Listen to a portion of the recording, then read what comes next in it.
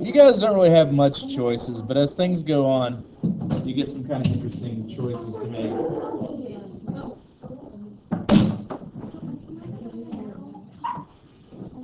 Yeah,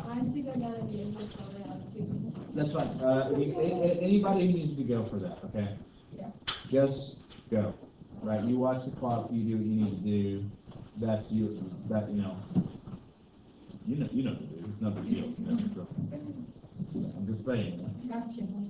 Like I said, the same thing with the restroom is if you just get up and walk out, I'm assuming it's not like, I don't know, windy, As you come back with like sacrifice and frosting machine, except the frosting machine downtown is broken. Yeah, so I mean, why would you go, honestly? You could go there, but it's not frosting. Yeah. I don't know. To be honest, I'm not a big ice cream guy. Like the smallest size frosty they have, that's about 2 times too much for me. How? It's like this big. I know. I had that in I'm not a big ice cream guy. Like, I'm just not. So. What's your favorite today? Like I said, I'm not really an ice cream guy, so it's like asking, someone who's like, A vegetarian. Do you think your fries and your frosty taste wonderful? She just said Just that. say. Yeah, I know. It's fine. Like I said, it's not that I dislike ice cream. It's more just like, okay, that was good. I'm done after like that much. So now I will say this: I'm pretty fond of lemon ices, but those are not offered everywhere. So Culver's for the win. Do you like cake and stuff or no? Not much of a sweet guy, to be honest. I'm really more like salty snacks than anything. Do you like sour crunch cakes? I used to. Guess you don't eat them. No, again, it's just like sweets are just kind of like nah. I think it's an adult thing. Like they actually done studies show like adults like their taste buds die out to some extent, and so like really sharp and like crazily pungent flavors aren't as bad. Which is why if you think about it, kids are really, really into sweet things, but when it comes to like really bitter vegetables and things like that, they're just like, oh, it's so gross and disgusting because the taste buds are working. Yeah. What's that? I love bitter things. Yeah, but you're on the verge of getting adults. Your taste buds are dying right now. So. That's so sad. I really honestly. Yeah, no worries. All right, so we have a number of things we're going to discuss today. The theme we're looking at today is movement. I realize that falls out of order, but the reason we're doing it this way is you'll notice if you look in your textbook, tomorrow, first off, we have a short day because it's Ash Wednesday. We're doing case studies tomorrow. And case studies has to do with our theme of human-environment interactions. So that's kind of how we're handling it. This is kind of out of order sort of thing. But in the meantime, we're going to look at movements. And one of the very first things we have to understand that movement has influenced Latin America is in its culture. Yesterday, we looked at music, and in particular, how the musical traditions that originated in Latin America showed this blending of cultural traditions. So, why is that? Again, largely due to slavery. The transatlantic slave trade was one of the largest migrations of African peoples in their history. Although the Bantu was larger, and we'll get to that later, this still had a tremendous effect. Furthermore, the movement of Europeans into this area significantly changed the culture there. I mean, obviously, if you look at religion, the fact that it's a Roman Catholic set of countries is because of European immigration. In addition, the fact that European languages are the most commonly spoken shows this example. Another thing to consider, movement has influenced us and the rest of the world just the same. Have you guys heard of the Columbian Exchange? Okay, don't remember that. Basically, that's a catch-all term. Before I go on, what's the temperature like to you guys? Is it warm here? Or is it okay? It's okay, not too cold, not too hot. Okay, fair enough. All right, moving on. The Columbian Exchange is sort of a catch-all term for the give and take that occurred because of Columbus's discovery. So like everything that was kind of released to the rest of the world, such as chocolate, tobacco, tomatoes, potatoes, and all the stuff that came to the New World, such as horses, wheat, sugar, coffee, all these different types of things. But also it's the movement of peoples, Europeans, Africans, and of course natives. And then also you have the movement of ideas, such as religion, language, and even philosophies. So the Columbian Exchange sort of encompasses all these different things. Does that make sense? Okay. Now let's talk about immigration, because as we know, this is sort of a hot topic. Dun, dun, dun. I thought maybe taking care of the filter would help. It usually just needs to be chilled out for a second, plug back in, and it's okay. Okay, I just need to tell. You're probably just going to die here soon.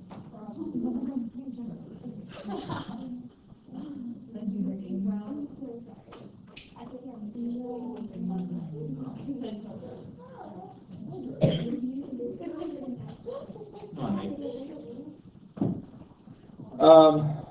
It's sort of a hot button issue today. Hi. I'm so sorry about it. I needed to see this with forgiveness. It's a bit. Wait.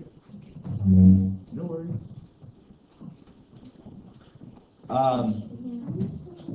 A hot button issue today, specifically dealing with illegal immigration. Now, let's talk not so much about that whole issue. Let's look at the whys and the effects and all this sort of stuff, because we're not trying to bring up any political thought right now. We're trying to get to the specifics of immigration in general. Not saying legal, illegal, just people moving from one country to the other. Okay? Why? Why are these folks moving out of this area of the world? Well, a lot of them are push factors. There are some pull factors as well. But let's analyze these push factors first. Number one, organized crime. Okay? Have you guys heard of the cartels?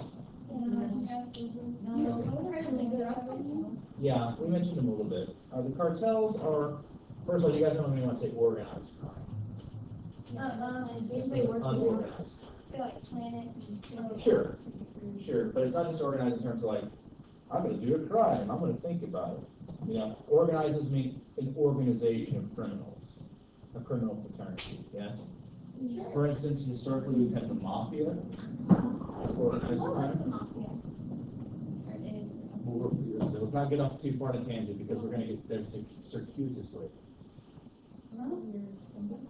I thought I put that out there. Maybe I didn't.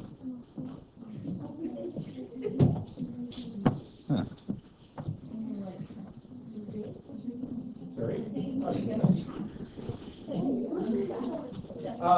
So back to it, guys. Hey, bring it back. So, gangs, mafia, the cartels, all organized crime. That means they work together for better profits. They control everything. If you think about how a gang operates, they gain territory. They're interested in affecting all crime in a specific area, okay?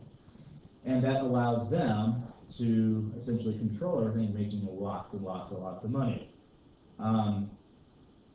The selling of drugs and prostitution in particular are some of their main methods of raising money. Although protectionism is another one. Essentially, you send a bunch of really tough dudes into a store, and they look around and say, man, you have a really nice store here. It'd be a shame if anything happened to it. We'll be really happy to watch out for it, make certain nobody comes in and messes with you, just pay a little bit of money. And what happens if you refuse? They just smash everything up to pieces, let you learn from the experience. They don't kill you yet, because they still want to make money off of it. They only make examples of people who stand up against them, and certainly that's happened. The thing is, this makes it really, really difficult to have a stable job whenever you have such high areas of crime. And the fact is, the cartels know it. In fact, there are certain areas of Mexico that cartel control that are tremendously safe to go if you're an American.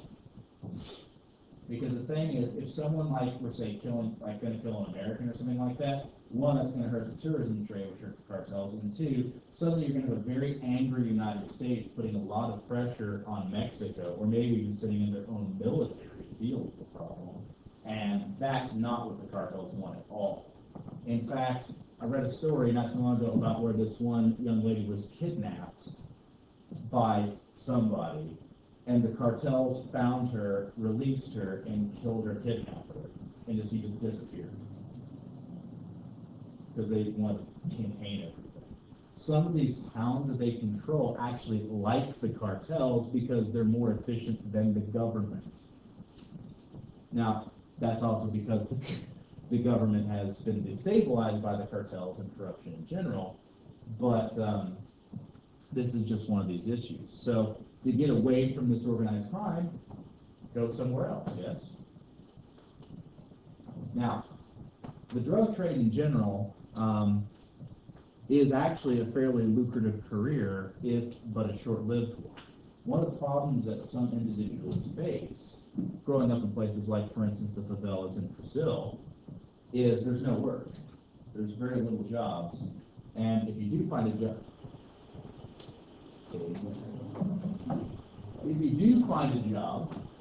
it's going to be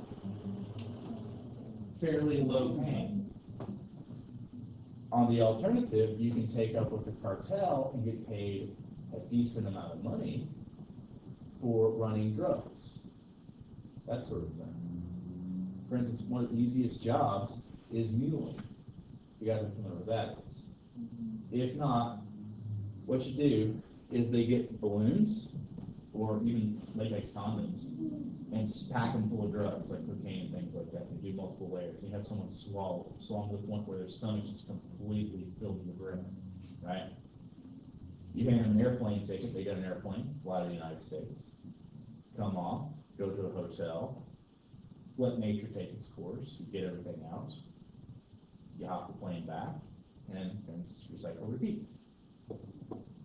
Isn't that dangerous? Wouldn't that, Very. I didn't know it was wrong, and I thought they helped them injured. That's one way you can do it, but swallowing actually, the thing about the stomach can actually stretch you really, really big. Oh, yeah. You have a lot more room there. I Now, there's also ways of actually putting it in the cars and things like that, but that's more dangerous in terms of getting caught. And there are issues in terms of like, there have been instances where like mules have like had one of those balloons break, and so they've taken like 3,000 doses of cocaine. Needless to say, they die. So, you know, this isn't a problem, but the thing is that, you know, what's the alternative? Starve to death? So, again, that is a concern and has forced some people to come into the country. Another issue, as we pointed out with this kind of going into it, is in economic instability. There's not necessarily jobs there for people, and this is largely due because of the latifundidas. You guys remember latifundidas from the first section? We're talking about the big corporate farms. They buy up all the land, and farmers have to go to cities to try to find work. There's not enough work for farmers to be in, so they go other places trying to find work. And then lastly, economic inequality contributes to this as well, because the problem whenever you have an incredibly wealthy subcategory and everyone else is very, very poor is the economy stagnates. If you think about it, an economy is a positive feedback loop. If everyone is making a decent wage, not only just covering their basic living, but also having extra for stuff they just want to buy, that's going to stimulate the economy. You're going to have them buying stuff like televisions and boats and all this other kind of crap that people buy when they have extra money, yes? So companies have to make more to meet that demand. Eventually, they get to a point where they have to hire more people to work in their factories, which means there's more people getting paid a wage so they can spend money on stuff, and the whole thing just builds up on itself, yes? The problem is the opposite can happen as well. if there aren't people buying things, either because people are afraid because the economy is doing badly, or they're just not there because income inequality, people don't have these factory jobs and things like that. And generally speaking, a lot of factories have relied on demand from the United States and Canada for a lot of these type of things. Also, European countries and around the world. But the thing is, that demand has kind of dried up in some cases, or has been pushed to other countries, and so it's really unstable. This graph shows an interesting trend, though. One of the things, if you guys have watched any politics recently, it's talked about, well, one politician in particular has recommended building a giant wall between the United States and Mexico and preventing anyone from Mexico coming into the country. Okay? That's literally the plan. Now, the argument is that illegal immigrants are coming from Mexico and taking American jobs, and that's why the economy is doing really bad. One of the reasons. Anyways, you could go on. That's just oversimplified, I suppose. Here's the problem with that. It's also wrong. If you look at the number of Mexicans immigrating to the United States, in terms of millions, it's been going down since really 2011. That's because there has been some stability in Mexico recently. Their economy has been doing better. There's been less corruption. There have been major fights against the cartels. Things are improving, although very, very slowly. So you see this kind of drying up. But the belief is still there that it's a major issue. Contrarily, if we've got another graph, this shows annual immigration from Mexico to the U.S. Between 1991 and 2010, and oh man, it's been going down way, way, way. So just kind of interesting thing to see. This graph actually shows immigration, though, from the cartel territories, and in particular, the movement of drugs. Now, one thing I thought was very interesting is the effect that drugs have had in terms of what we think of them as who they really hurt, you know. And I've heard many people say that, oh, marijuana doesn't hurt anybody. You know, buying marijuana illegally or whatever doesn't hurt anybody. And the thing is a significant amount of marijuana comes from the cartels. So it absolutely does hurt people. It hurts people there. It leads to death and suffering and all kinds of terrible things. Now, that's one of the reasons why some folks argue to legalize it and produce it in the United States. And then you don't have to worry about it. You essentially neuter the cartels because that's what happened with Prohibition. And I don't know. The thing is there's always going to be something that's illegal. I mean, we're never going to allow everything to ever be done. I mean, otherwise human trafficking would be totally illegal, and we're not okay with that. And that actually is a significant problem the world through, is human trafficking and slavery. But, you know, it's just kind of an interesting thing to look at from a few different standpoints. But this is a political cartoon. I forget where from exactly. I believe it was from one of the major newspapers in Mexico City. But I could be wrong on that as well. But what's going on here? What do you see in this picture? The drug dude stayed in a pinata that represents Mexico and he killed most people. Well, yeah, look what's falling out of it. Instead of candy, it's skulls. Yeah, It's little skulls. It's kind of a sobering image, if nothing else. Wait. This is basically a really nice question. So, like, the drug cartels, they are bad people, but they can do good if they... Yes. Yeah, they have, in some places. However, the problem is it really a good thing if their power and money and influence comes from human suffering? You know what I'm saying? Yeah. I mean, that's part of the realistic world view is that, you know, for some of these towns, they like the cartels because, as you point out, they've done some good for them. However, in some of these places, they also essentially keep folks as slaves. So, it's, are they really telling the truth, or are they just telling what they're told? I don't know.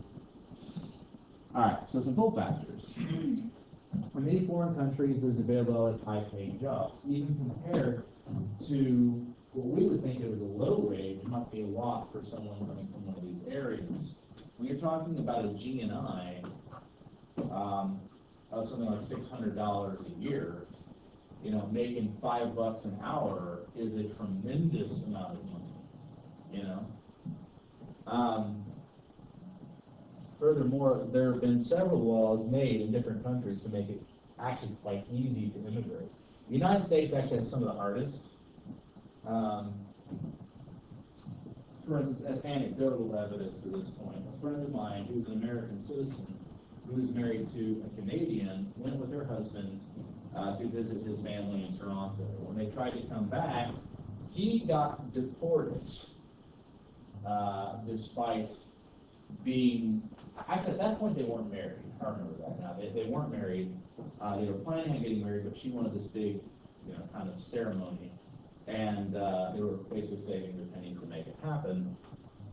And he got deported, and they tried to not let her in the country either.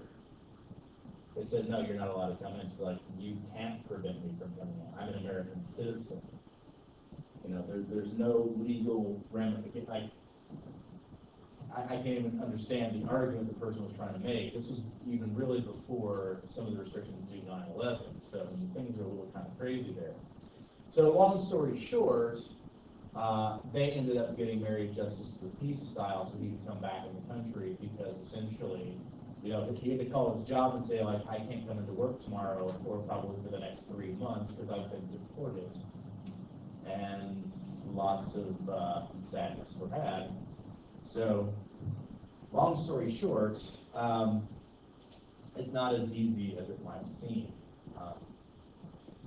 But, you know, compared to some places, actually it's quite easy to immigrate by comparison. And this has some pretty interesting effects. Number one is the brain drain effect. Generally speaking, the people who get kept in the United States when they immigrate or are allowed to immigrate are members of professions that are very high skill.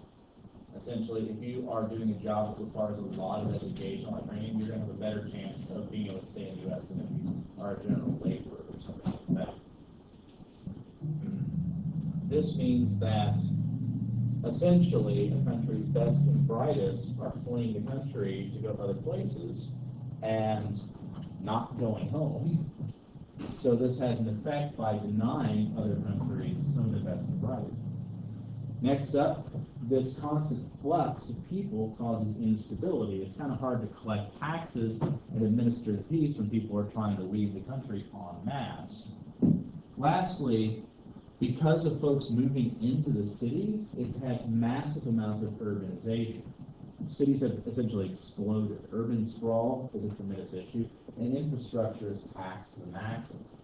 There's not enough electricity to go around some of these places. There's not enough water. There's not enough sewage systems, you know, so they have to be built up.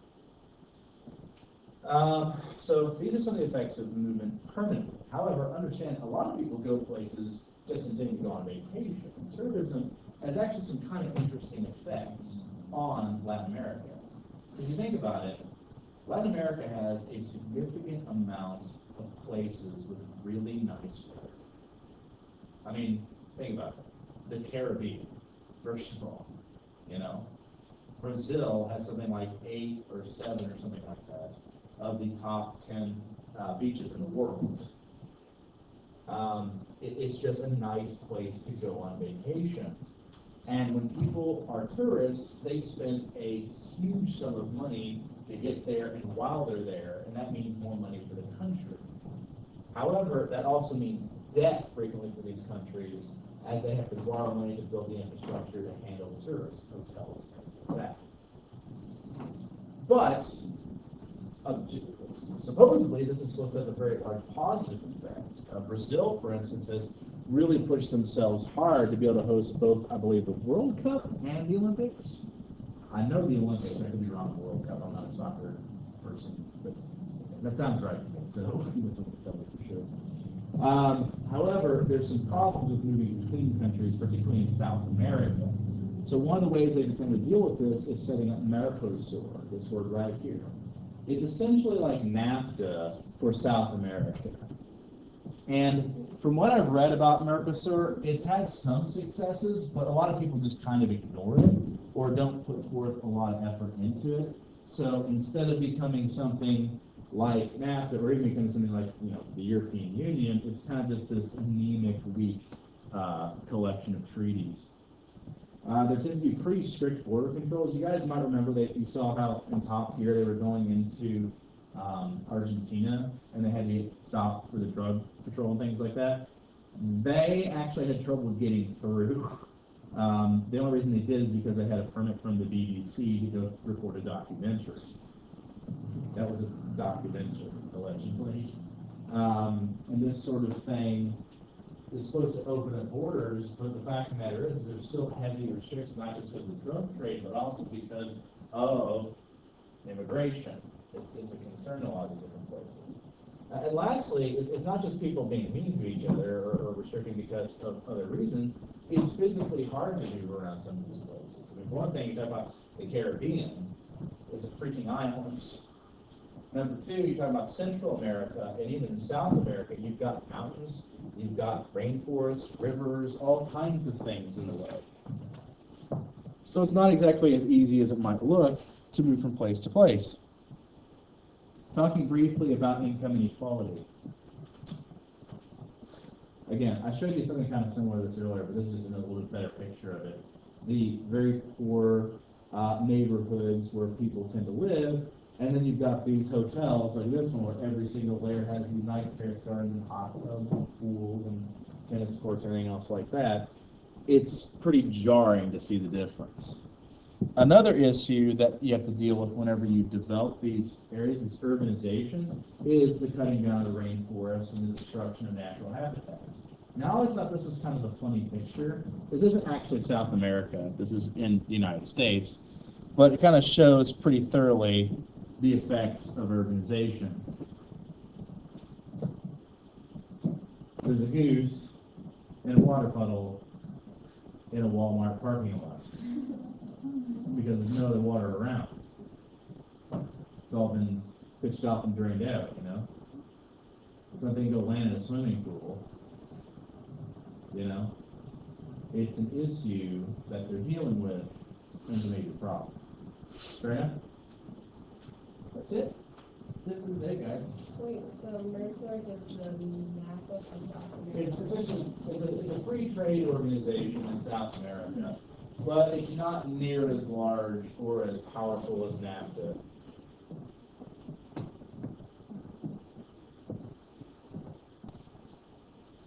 I think the bell should be ringing here in about 4 minutes, so. All right, so stop.